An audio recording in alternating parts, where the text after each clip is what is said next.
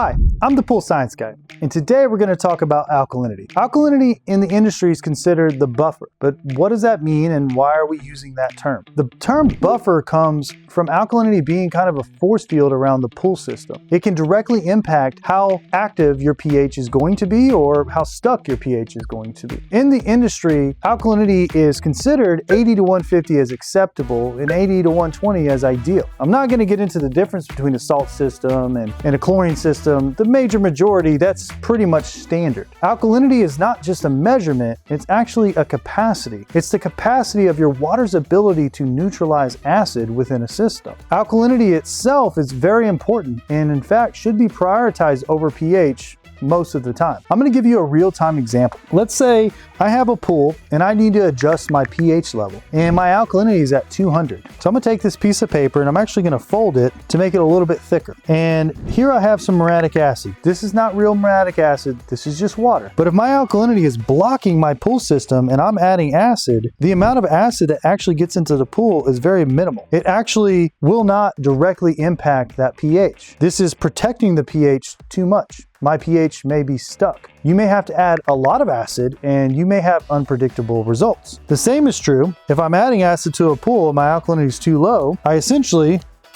have a wide open hole in my force field and acid's going straight to my pH. My pH could act erratic. It could drop dramatically. You could have a 7.5 and go down to a 7.0 just adding a small amount of acid because your alkalinity is not doing its job. It's not protecting with the right force field around that pH molecule. So alkalinity is very important.